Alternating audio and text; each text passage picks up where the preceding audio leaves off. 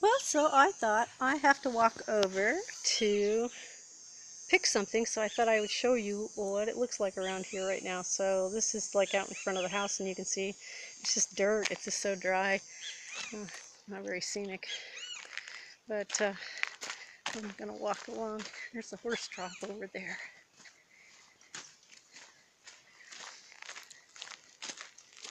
Sorry for the bumpies.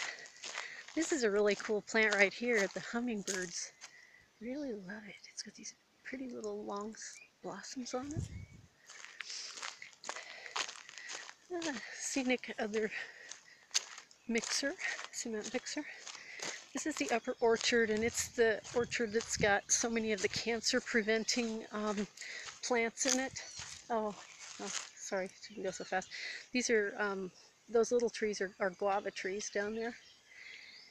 And that right there is a cashew tree. It doesn't have very much fruit on it. All these trees didn't have much water this year, but you can see that fruit right there. And the nut is down at the bottom of it. So this is called a Nancy tree. It has little tiny fruit that they make agua fresca, which is the beverage.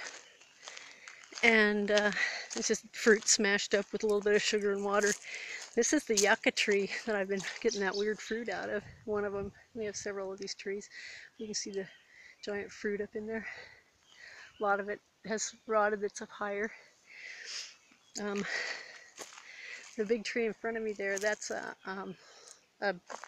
big guava tree. It's a pink guava, different than the others.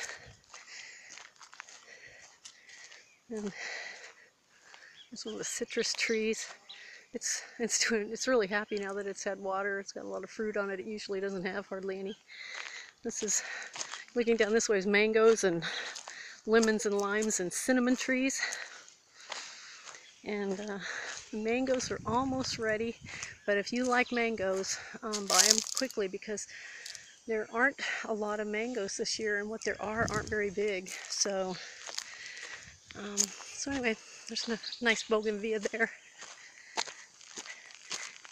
And we'll march along over this way. You can see it's just like so I've been watering this orchard, and that's how dry it is, even with all the water.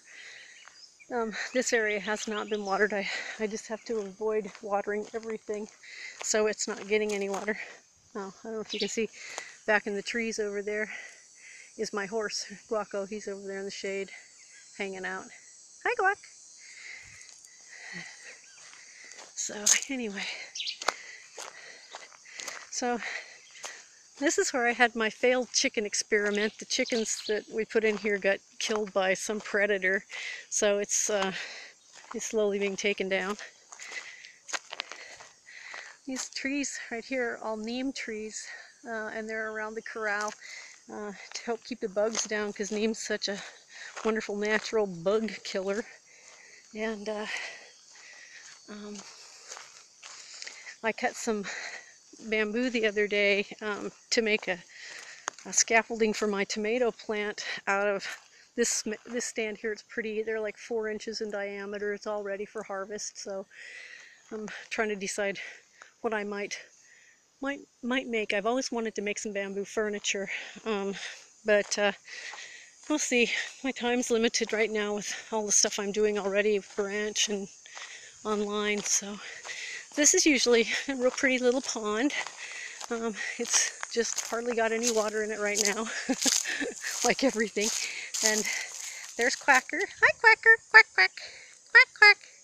She knows I feed her. She and her mate is a big black, funny-looking duck, and they don't quack like our ducks do. They make this little kind of hissing sound is all. They're really quiet. But yeah, this is a cool plant. You see them as house plants in the United States, and it's a tree here. And that's just the hillside back in there. Our water supply comes from back over this way, someplace way up in the mountains. and it comes through tubing all the way down to us.